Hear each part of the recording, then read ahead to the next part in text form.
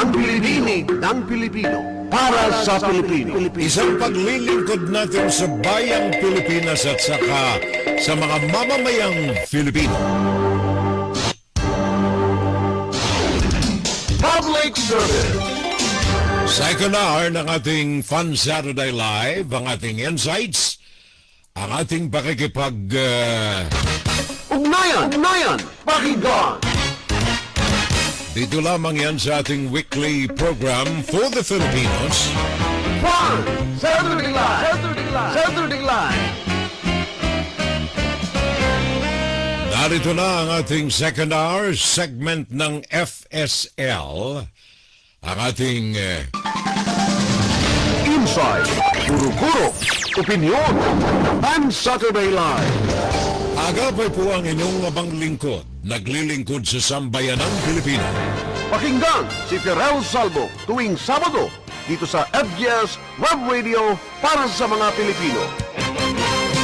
Well, ang ating second hour ay nakatuon dito sa mga research works, research studies na pinagsisikapan po nating ipunin upang maituwid natin ang mga maling mga kaalaman, maling mga paniwala gawa ng mga naglipana, sandamakmak na mga grupo, mga individual na wala nang ginawa kundi mag-cut and paste ng mga propaganda materials laban sa pamahalaan o laban sa kung sino man na kanilang kinasusuklaman.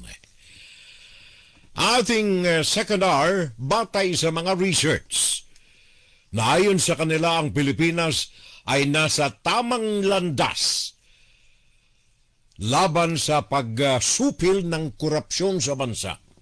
Subalit, ang mga destabilizers ay pinupul, hinihila pababa ang adhikain na ito. Research Works Philippines is on the right path, fighting corruption, but the stabilizers are pulling it down. Ito po ang sabi ng maraming mga research studies. Ang sabi nila, ang economic successes ng bansa, ng Pilipinas, is on sight. The road, quote and unquote, is a must priority. So, pag-usapan natin mga kababayan, medyo malalalim itong mga terminolohiya na ginagamit ng ilang mga research groups dito na pinagkunan natin at pinag-ipon-ipon natin sa isang programa.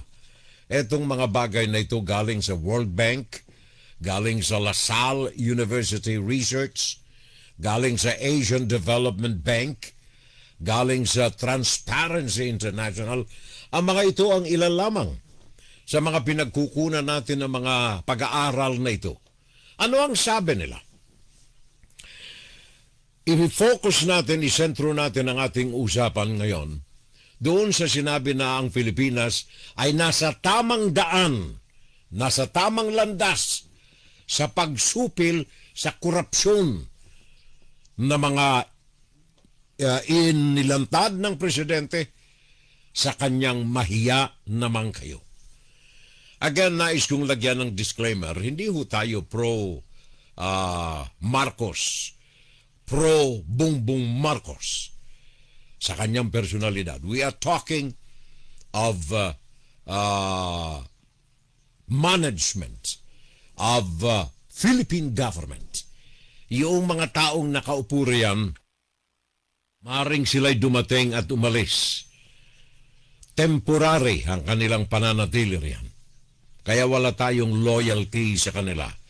Ang loyalty ng programang ito ay para sa bansang Pilipinas at sa hinaharap nito.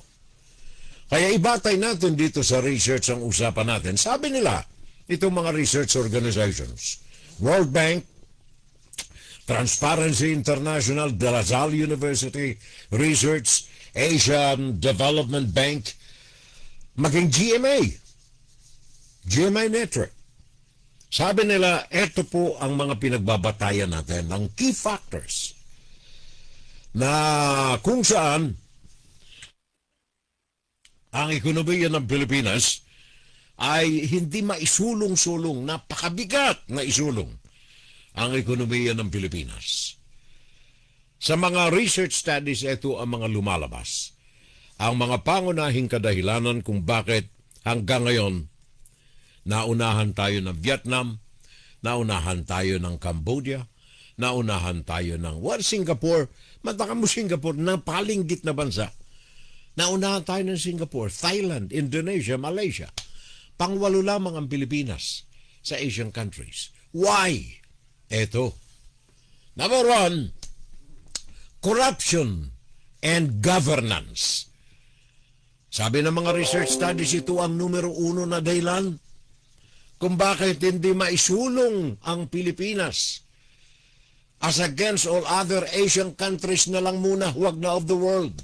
Corruption and governance. Misallocation of funds, weak institutions, political dynasties. Political dynasties. Corruption and governance. Number 1. 8 ang mga major factors na binanggit dito sa research. Pero all others are connected. Merong say, may epekto ang corruption and governance. Ano ang mga ito? Yung malaking awang, distansya sa mga infrastructure natin. Tulay, kalsada, etc., etc., etc. Inequality, hindi pagkakapantay-pantay ng mga mamamayan. Merong sobrang yaman. Unfortunately, walang dugong Pilipino doon sa sobrang yaman. At saka sobrang hirap. Unfortunately, walang dayuhan doon sa sobrang hirap. Puro tunay na mga Pilipino ang sobrang hirap. In economic inequality. Industrial and structural weaknesses ng bansa.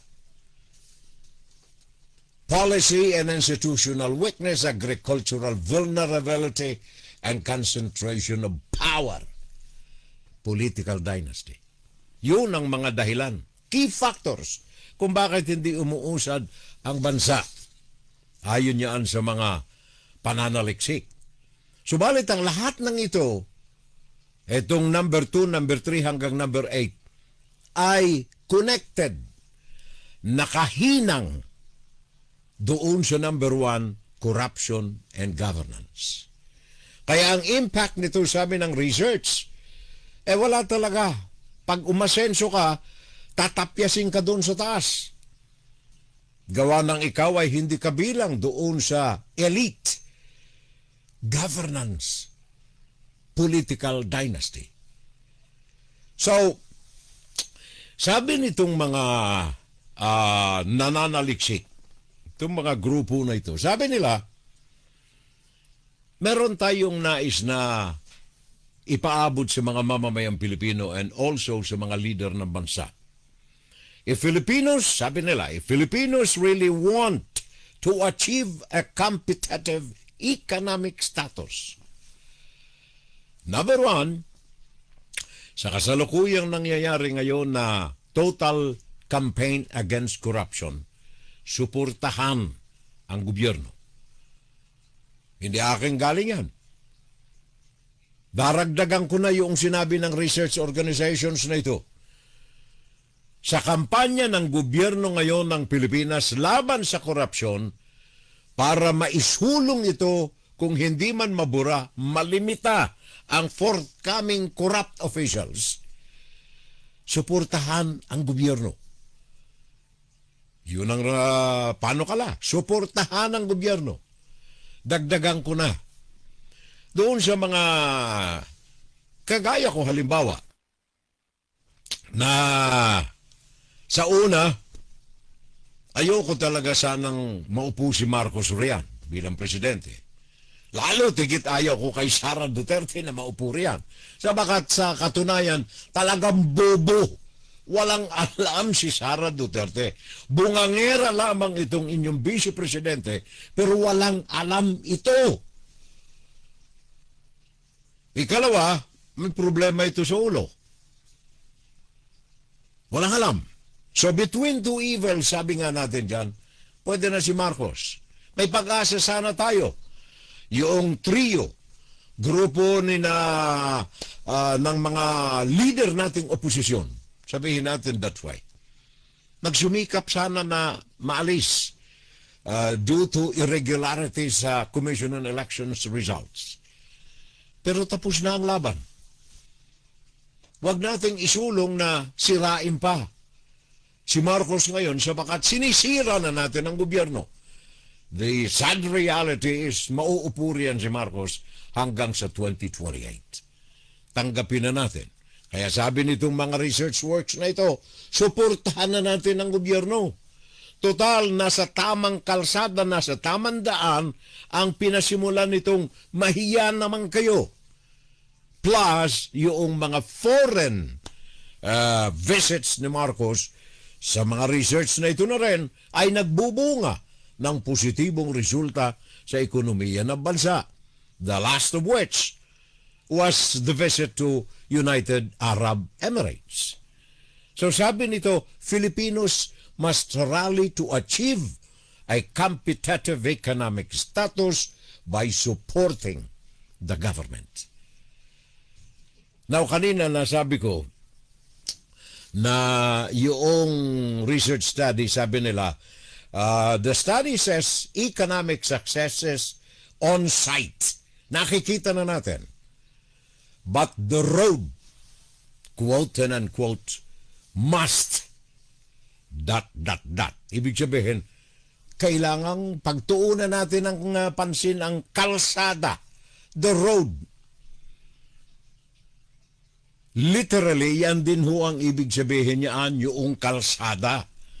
Kasi kung mapapansin niyo doon sa key factors, sabi nila, corruption and governance, ang collective reasons kung bakit meron tayo ng policy, institutional weakness, agricultural vulnerability, concentration of power, industrial structural weaknesses. Bakit? Tingnan natin maigi mga kababayan as a physical example, yung nakikita nating example. Bakit diyan sa Metro Manila, ang number one na problema natin diyan ay trafiko? Number one na trafiko, ibigyan natin ng halimbawa itong problema natin ngayon in connection with corruption. Ang trafiko. Kasi sabi ng research, a study says economic success is on site. But the road, quote and unquote, is a must. So tingnan natin dito sa Metro Manila mga kababayan ko, hindi ba rin yun napupuna? Pag lumabas kayo ng Metro Manila, for example, nandiyan kayo sa ano bang pwede kong ihalimbawa rito? Kunyari, nandiyan kayo sa Tarlac. Tarlac na lang. Ikumpara ninyo ang Tarlac City, which is, according to some, a developing city. Ikumpara ninyo ang traffic sa Tarlac City at saka sa Metro Manila. Manila na lang, wag nang iba. Manila na lang. Malayong-malayo, di ba? Sa Manila, ang trapiko talagang masikip na masikip. Yun ang ating perennial problem. Kapag pinag-uusapan natin kalsada, literal ha. Punta kayo sa Tarlac City, maluwag ang trapiko roon. Bakit? Sabagat, ang concentration ng education, meron tayong University Belt, di ba? Nasa Maynila lahat yan. Nasa Metro Manila lahat. Nandiyan Ateneo de Manila, UP, LaSalle, Adamson, kung ano-ano. Nasa Metro Manila. Kaya nga ang tawag natin University Belt. Tingnan ninyo ang mga factories. Toyota, kung ano-anong mga factories riyan, Mitsubishi, etc. Nasa Metro Manila rin. And then mga opisina, yung mga call centers na yan, Metro Manila rin. Ano ang ibig nating ipalabas dito? Lahat po ang concentration ng galaw ng negosyo ng pera nakatuon sa iisang compact place na kung tawagin natin ay Metro Manila. Lumabas kayo ng Metro Manila, walang trafiko. In the same manner, lumabas kayo ng Maynila, walang negosyo. Diba? Nasa Metro Manila. Sa madalit sabi, inequality of distribution ng economic ng bansa. Sa Metro Manila, nandiyan na lahat ng klase ng negosyo matatagpuan ninyo. Legal man o illegal. Naandyan din ang pagtatayo ng mga foreign-funded na mga pera, mostly from Chinese Communist government, sa mga high-rise condominium riyan, Metro Manila. Well, meron din sa Cebu, Davao, ganyan. Cagayan de Oro. Pero Metro Manila ang sentro. Bakit? Anong naisip natin? Ang dahilan, sabagat accessibility ng marketable products. Nakafocus tayo, ang ekonomiya ay nakafocus riyan. Accessibility. Pag nandiyan ka sa Metro Manila, maraming kalsada.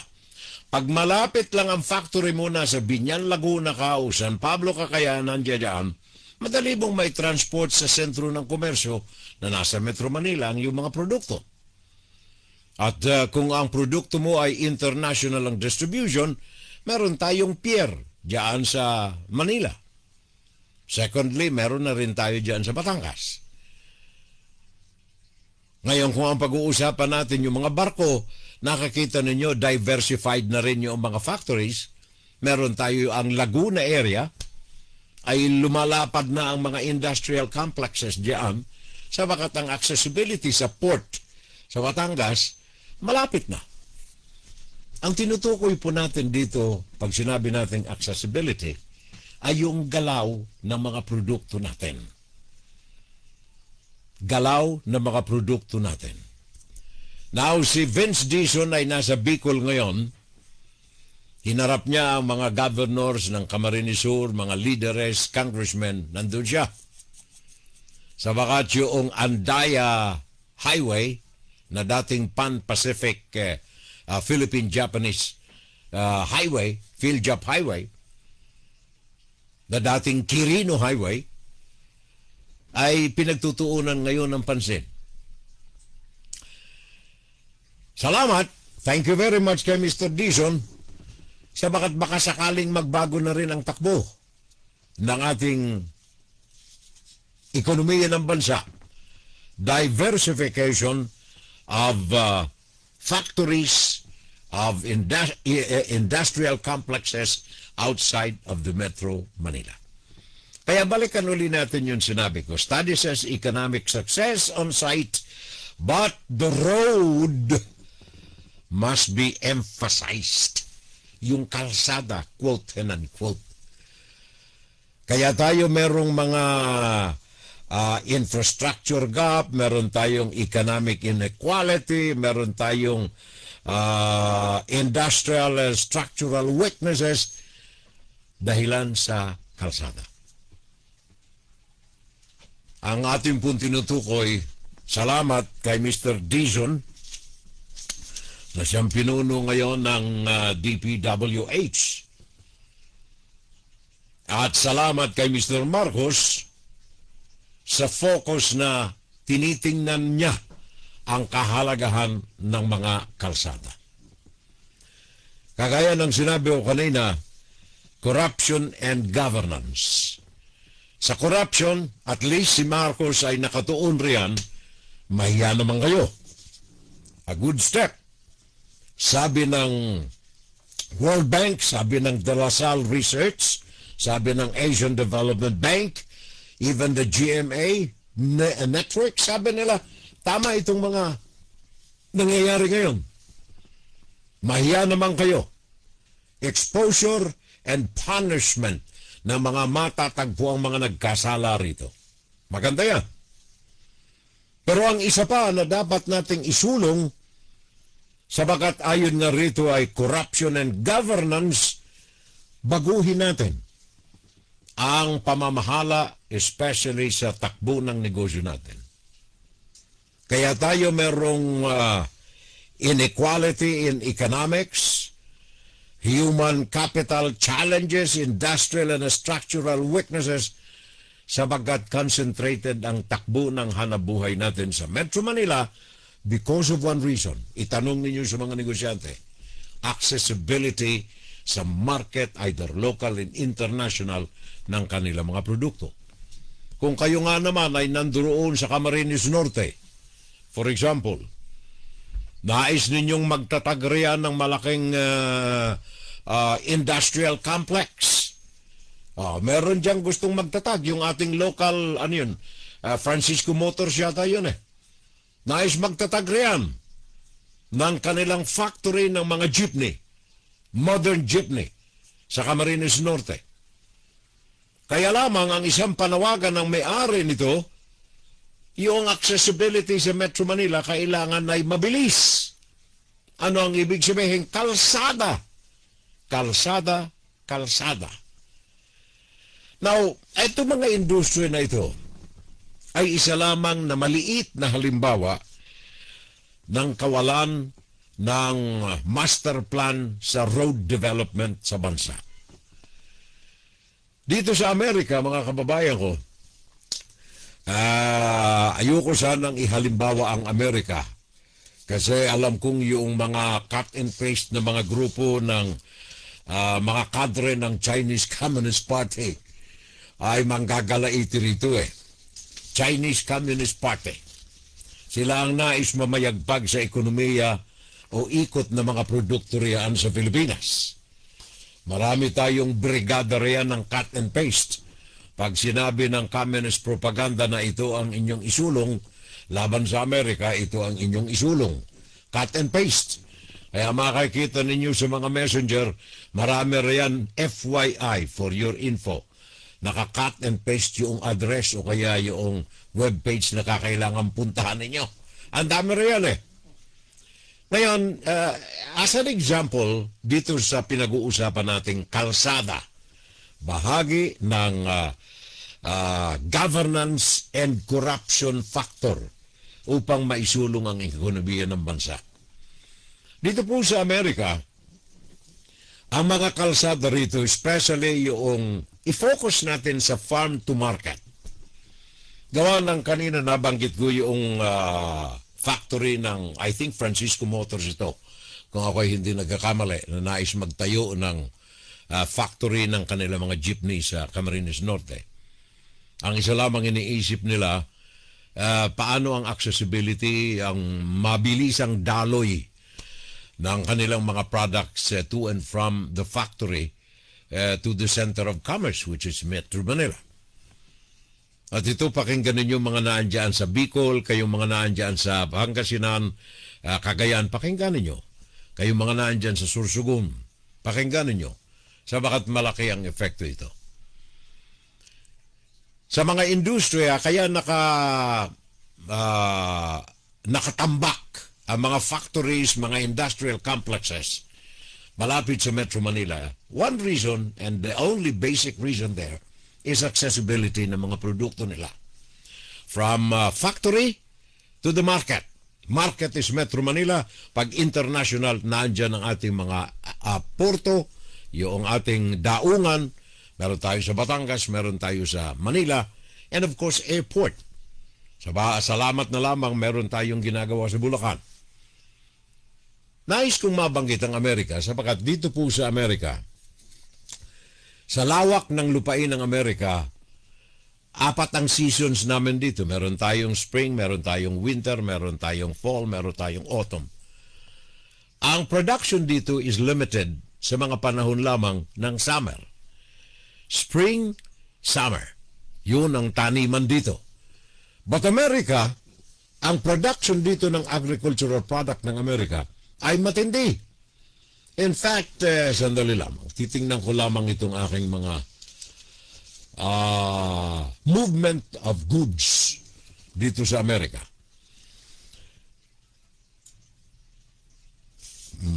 Sandali ha. Hinahanap ko lamang yung mga numbers mismo para malaman natin. Eto. Dito po sa Estados Unidos, ang gross domestic product ng Amerika Malaking bahagi nito ay agrikultura. Well, of course, number one dito yung mga technologies. Pero isa sa malaki na sources ng income ng Amerika sa kabila ng limitasyon ng production, agricultural products, gawa ng four season, compared mo sa Pilipinas, which is an agricultural country. Wag na yun muna yung mga industrial ang ating pag-usapan. Agrikultura muna. Baka pinag-uusapan natin ng anumang bagay na bentahoso sa atin sa Pilipinas. Dito sa Amerika, nito lamang nakalipas na 2025, ang gross domestic product ng Amerika, yung kita, gross domestic product ng Amerika, tumaas ng 4.5% sa agrikultura lamang ito, ha? Sabagat nakapag-export ang Amerika ng mga fresh produce, nakakapag-export ng fresh produce, kagaya halimbawa ng mais, ng mga trigo, at kung ano-ano pang mga produkto, in excess of the local consumption ng mga ito. Bakit? Sapagat highly mechanized ang mga agricultural endeavors dito. They can afford, sapagat ang production nila malaki. Bakit? Sapagat ang accessibility sa mga kalsada ay matindi. In fact, ito ngayon, accessibility sa mga kalsada.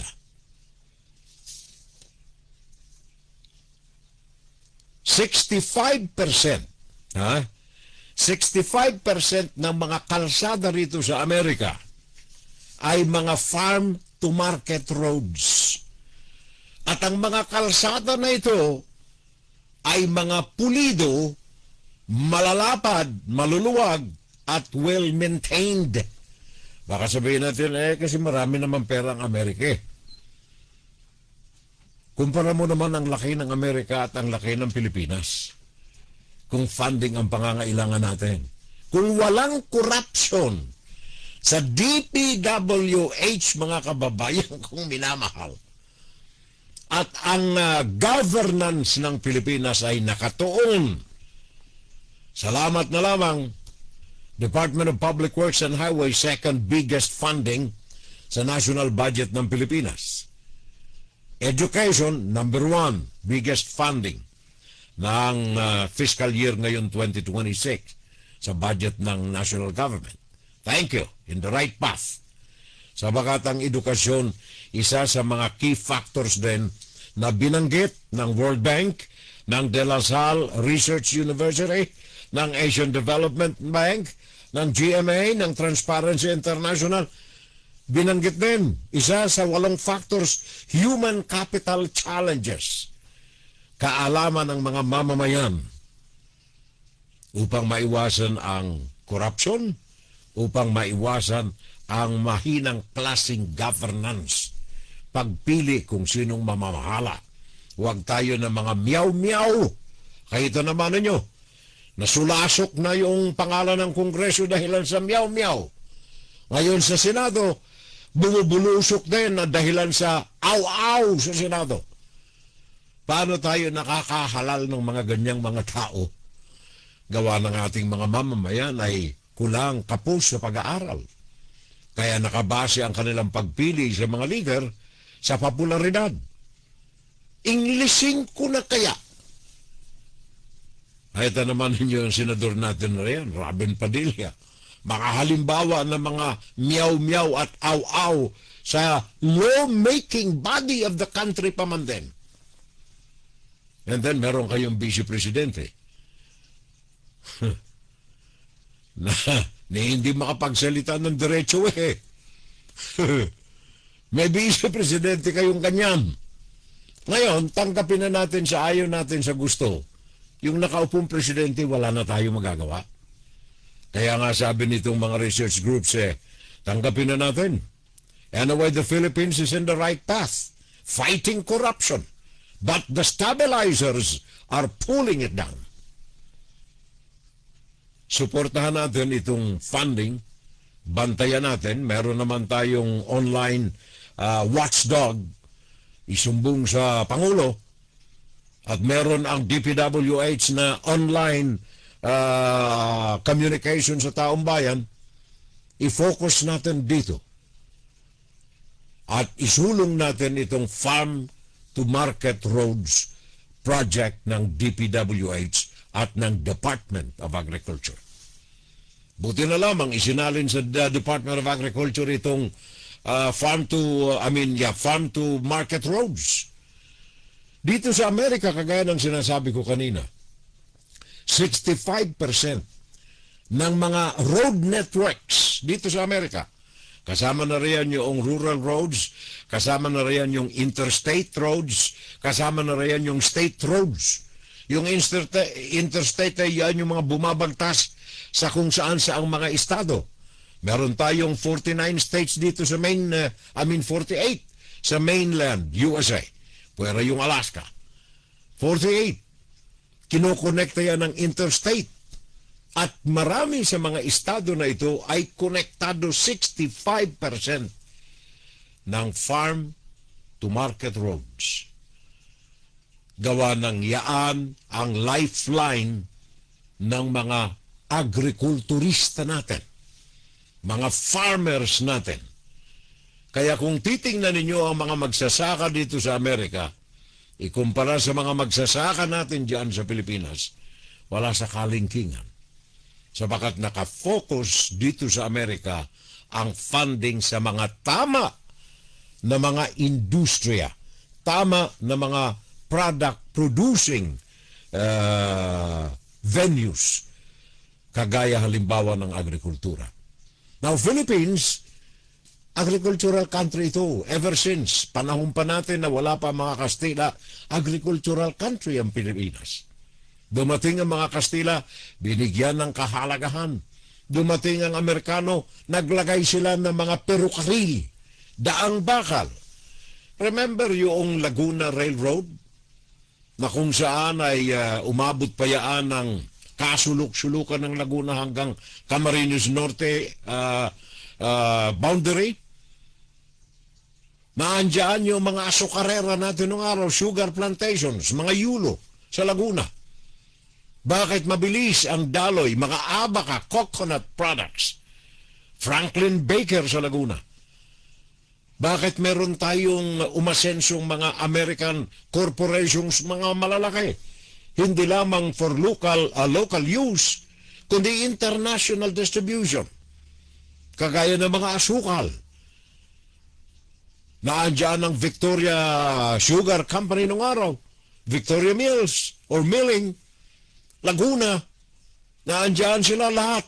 Bakit nagtatag na mga ganyaan? Although ang proximity sa Maynila ay malapit, but at least Laguna at the time is far away. Kung titingnan natin ang road network system ng bansa. Pero bakit? Sabagat merong perukaril. Again, another mode of transportation, daang bakal.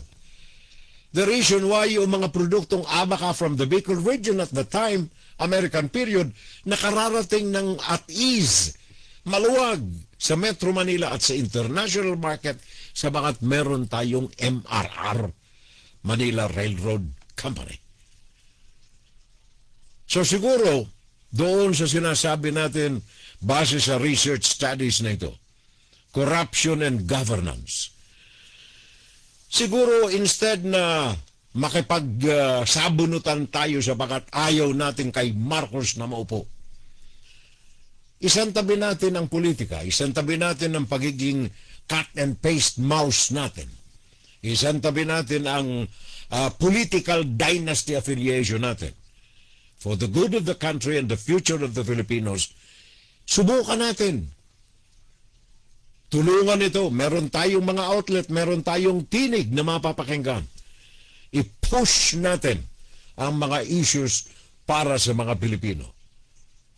I-focus natin dito sa pag-aaral na ito na ang kailangan pala natin sa pag-unlad hindi lamang ng sentro ng Metro Manila kundi diversification, pagpapakalat ng mga money-producing industries sa labas ng Metro Manila sa magitan ng paglagay, pag-focus, attention sa mga farm to market roads na kailangan ng bansa. Sabi ko na nga, dito sa Amerika, 65%. Kaya maging yung mga industriyang malalaki, kagaya halimbawa ng mga factories, makita naman ninyo sa mapa ng Amerika, ang sentro nito of the 48 states sa central USA. Makita naman ninyo maraming mga malalaking syudad ang nakakalat sa Texas, sa California, iba-iba na mga specialized industries. Like California, for example, naandyan ang Silicon Valley, naandyan ang mga electronics. Punta ka ng Virginia, nandito ang shipbuilding, pinakang malaking shipbuilding company sa buong daigdig. Naandyan sa Virginia. Punta ka rito sa sa New York, nandirito ang lahat ng sentro ng mga industrialistas ng daigdig, financing ng daigdig. Pwedeng mangyari ito sa Pilipinas kung meron tayong physical network. Since ang Pilipinas ay agricultural country, siguro ang focus natin ay ang farm to market roads. Nahihiya ako dun sa mga nakikita kong mga post. Andaya Highway. Tingnan naman ninyo ang lubak riyan. Buti na lamang nandiyan si Vince Dizon. Hopefully, maremedyohan. Kaya meron mga nagpo-post dyan sa Facebook na mga sarcastic posting nila. Ginawang marble yung kalsada. Naka-label Andaya Highway. Ang kinis na talaga. Dahilan sa pagbisita ni Vince Dizon. Buti may AI tayo, artificial intelligence eh. Yung lubak-lubak na kalsada ng Andaya Highway from the boundary of Quezon, ang Andaya Highway. Yung parte ito ng Quirino Highway, the old one, at bahagi rin ito ng Philippine-Japanese Highway. Yung reparasyon na binayad ng Japan sa Pilipinas sa mga danyo sa Second World War, binuo ang kalsada from Manila papunta ng Sorsogon, Philippine-Japanese Highway. Ang mga bahagi ay pinangalanan ng kung sino-sinong mga politika sa Camarines Sur naging Andaya Highway. Ngayon, lubak-lubak ang kalsada na yan. Pinabayaan na ng siguro ilang century na eh. Pinabayaan eh. Kung itong mga national arteries na ito, mga national highways na ito, ay ganyan kapabaya ang ating national government. May imagine ninyo, meron ba ritong mga farm to market roads? Baka wala. Naandyan ang lifeline ng agrikultura sa Pilipinas. Siguro kung meron tayong mga dekalidad na mga farm to market roads, mawawala ang concentration ng trapiko sa Manila. Luluwag ang Metro Manila. Sabagat maging yung mga industrial complexes na ito, kung merong mga sa sulok-sulok na mga magagandang lugar viable for industrial complexes, at maganda ang farm to market roads, baka doon na rin sila maglagay ng kanilang mga factory. Siguro factory ng soybean, factory ng nyugan, processing ng mga products, byproducts of coconut. Baka doon na sila maglagay. Sabagat mabilis ang daloy ng kanilang finished products, sabagat yung farm to market roads ay maganda, pulido, malapad. Malapad. Naalala ko yung kalsada connecting Naga to Legazpi, which is typical of provincial roads, by the way. Bahagi ito ng Philippine-Japanese Highway. Yung Naga to Legazpi, Naga to Sorsogon Road. Mantakin mo, sa edad ko nang ito, pare ko, puro puti na ang buho ko, ha? Yung kalsadang yan from Naga connecting to Legazpi and Sorsogon, Kung ano ang lapad niya noong araw na ako'y gumagapang pa lamang hanggang ngayon, the same. Anong ginagawa ng mga nagsalin-salin na mga political leaders natin yan, congressmen and governors, na hanggang ngayon hindi na bago yung kalsada? Kung isang dipa yung lapad, kaya't kung may mag-o-overtake sa isang lane, mag-aantay ka munang malinis yung kabilang lane, baka madanggil ka kung mag-o-overtake ka sa tricycle na nasa highway. Ganyaang pinabayaan ang ating mga kalsada. Kaya sabi nitong research work, the Philippines is on the right path, fighting corruption. But the destabilizers are pulling it down. And the study says the economic success is on site, but the roads, quote and unquotes, but the roads. Maganda na sana. Ayon sa pag-aaral ng economic success, ang tagumpay sa ekonomiya ng Pilipinas ay nababanaaga na, naandyan na, may anag-ag na, may liwanag na sa dilim. Kaya lamang, ang mga kalsada natin, warat. Yun ang problema. Sabi ko na nga, ayokong gawing halimbawa ang Amerika. Pero wala akong magagawa. Ito ang nakikita ko physical and personal sa aking mga mata. Sa limitadong pag-ikot-ikot natin dito, sa mga kaya ko pang i-drive na mga lugar, hahanga kayo. Hahanga kayo. Siguro maggawa ko ng vlog, pare ko gawa ko ng vlog na mga suburban areas dito para makakita ninyo ang ganda ng kapaligiran dito. Mas maganda ang ating kapaligiran sa Pilipinas kung ito'y aalagaan. Ang Amerika sa lapad nito, pero maganda sapagat saan ka man tumingin. Kahit mga forested areas from, for example, from New York City, akyat ka ng papunta ng Hilaga o ng North, punta ka ng Montreal sa Canada, along the way, mga forest reserves ang makikita mo pero malinis. And then from time to time, mga developed farms provided by mechanized operations. Bakit? Sapagat kumpleto ang suporta ng gobyerno. Kaya ang mga magsasaka rito ay mayayaman, nabibilang sa mga milyonaryo sapagat kumpleto sila sa suporta. Ang number one na support, yung farm to market roads na kailangan nila. Umakyat ka sa north ng New York. Akyat ka doon sa mga farm areas ng New York. Hindi sa Manhattan. Akyat ka papunta sa taas.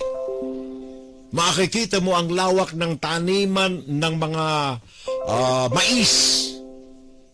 Isa sa pinakang malalawak na mga taniman ng mais. Isa sa mga nagsusupply sa daigdig ng mais ang galing dito sa New York. Bakit sila namamayagpag sa kanilang produkto? Sapagat mabilis. In 24 hours na sa merkado na ng daigdig ang mais na galing dito sa New York. Bakit? Farm to market roads. Ang bilis ng takbo. At marami rin ang mga paliparan na nagtransporta ng mga fresh produce from the market.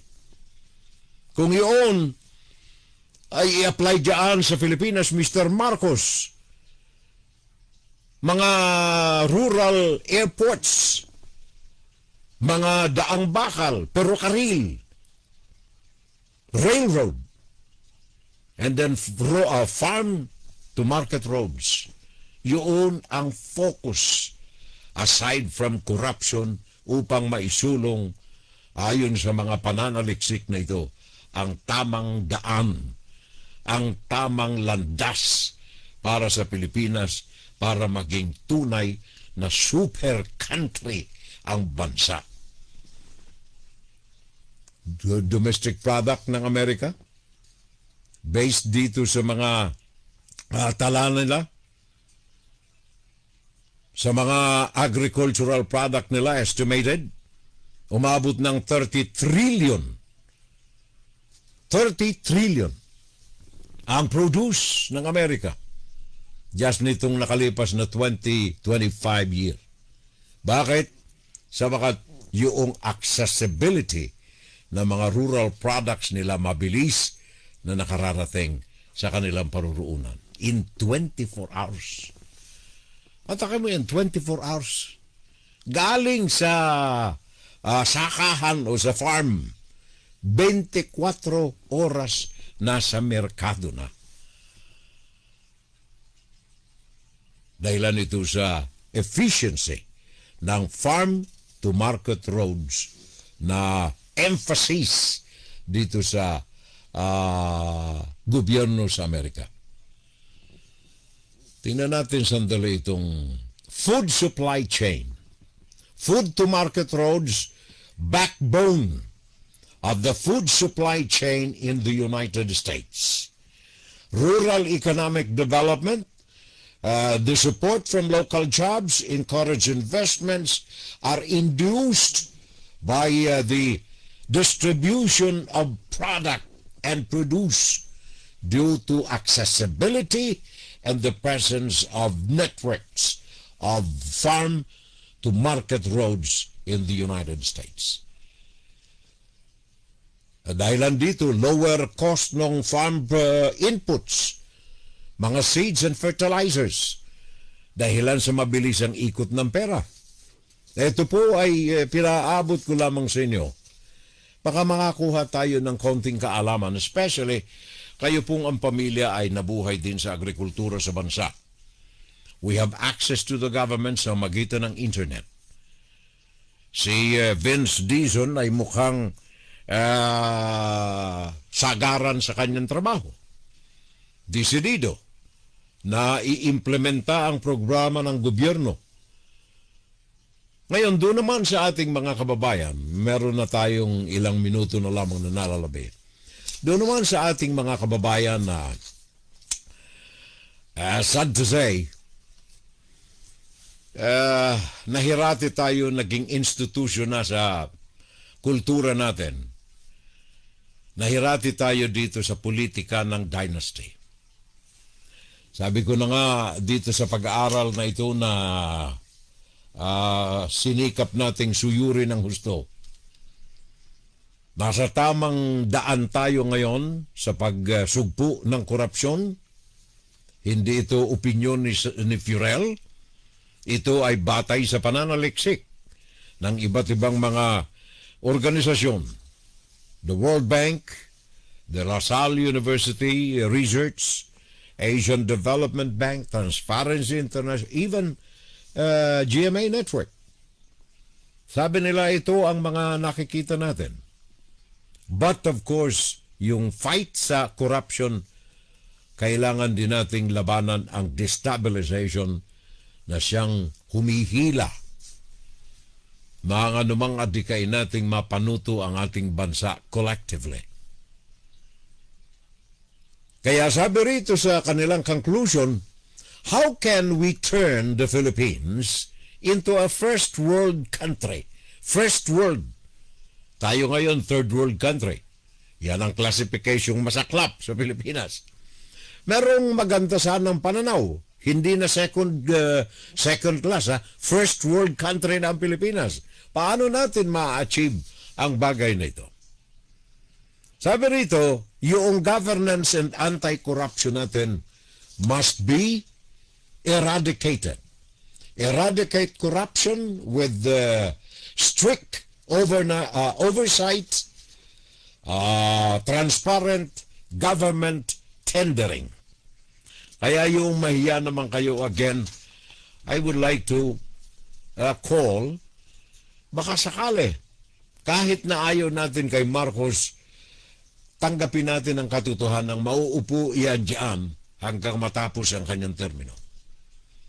So, sa kapakanan ng ating bayang Pilipinas na tinubuan, lalo na kayong dyan, may pamilya, dyan may bahay, may buhay, may hinaharap, dyan na siguro kayo mamamatay. alagaan natin ang Pilipinas. Kaming mga nasa labas dito, hati-hati na ang aming pakiramdam. Kung bumagsak ang Pilipinas, hindi kami karamay, nasa labas kami. Pero yung mga kapatid namin, yung mga kamag-anak namin, yung aming mga memories, yung mga iniwanan naming mga alaala ng buhay namin, nandiyan sa Pilipinas. So tulungan na lamang natin na ang Pilipinas ay maging maganda. Sabi ng suggestions, conclusion dito ng mga research organizations na ito, kinukuha ko lamang yung mga makatatago sa damdamin ninyo. Sabi nila, the Filipinos need visionary leadership, significant anti-corruption efforts, and nationwide infrastructure. Kaya yung halaga ng farm to market roads ay importante.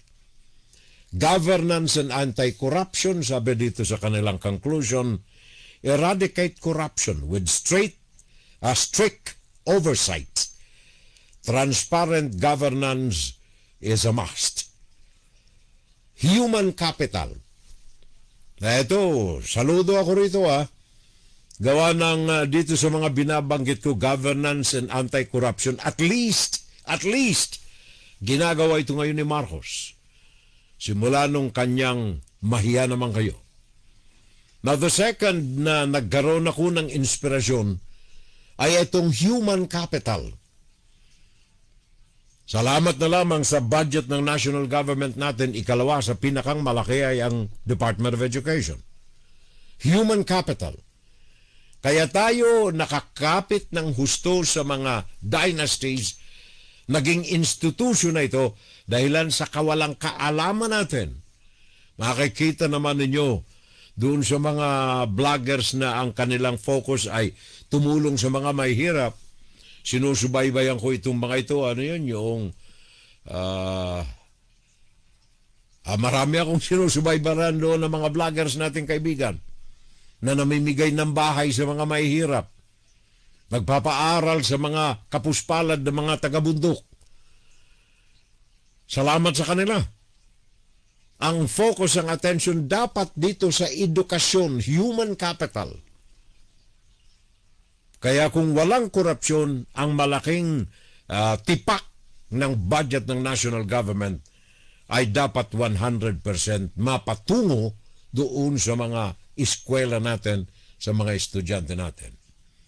Of course, ang infrastructure na andyan ang farm to road market. Sabi rito sa kanilang conclusion, number 1, governance and anti-corruption.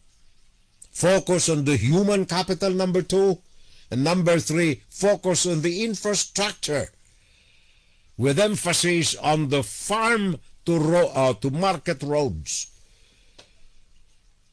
Sa magitan ng achievement ng tatlong ito, ang economic reform ng bansa ay mapapabilis. Meron ilang kataga ritong iniuukol sa mga research na ito, especially mga international research organizations na ito. Merong focus sila doon sa anti-insurgency. Pakinggan natin ito mga kababayan ko. Sabi nila ang gobyerno must focus to establish connection. Mahikayat yung mga insurgents na bumalik sa fold ng government. And only one way to reform the insurgency problem in the country is to connect with the insurgents sa magitan ng genuine, tunay na reforma sa gobyerno, sa corruption na number 1 na kanilang ginagamit na issue, at ang edukasyon ng ating mga kabataan. Meron ding binanggit dito sa research na ito ang factor ng destabilization group sa bansa. Sabi nila sa kanilang conclusion, politicians and ex-generals are part of a destabilization plot against Ferdinand Marcos Jr. Ang mga ito ay dapat daw na bigyan ng pansin at huwag bigyan ng pagkakataon na maging bahagi ng paghila pababa sa isinusulong na reforma sa gobyerno, in particular ang paglaban sa korupsyon at ganun din ang pagpaunlad ng governance sa bansa. In fact, idagdag ko na. Ano ang sabi ni Ramon Tulfo rito? Si Vice President Sara Duterte, Davao Representative Paulo Duterte at dating Ilocos Sur Governor Chavez Singson, ang mga ito, ayon kay Ramon Tulfo, ay siyang mga nagsusuporta ng funding dito sa mga pangunahing grupo ng mga destabilizers sa bansa. Ano ang dapat gawin ng gobyerno laban dito? Siguro kayo na ang makasasagot. And then of course, ang Philippine Business Group. Nais kong banggitin ito para sa paghimakas ng ating usapan dito. Natatandaan ninyo the other 2-3 weeks ago, inilutang nila ang pangalan ni Ramon Ang ng San Miguel Corporation na maging caretaker ng parang transition government, which is illegal and unconstitutional. Pinagdidiinan natin yan. Bakit itong ating Philippine Business Groups ay nagkaroon ng ganyang kaisipan instead na suportahan ng gobyerno? Sabi nga ng voice clip ng ating kasama sa pamamahayag at isang political analyst, bakit hindi na lamang tayo tumulong? Niyayanig pa natin ang establishmento ng gobyerno sa magitan ng mga paano ka lang ito na magkaroon ng mga transition governments. Kagaya ng mga ex-generals na gustong magkaroon ng military junta. Ang mga ito ay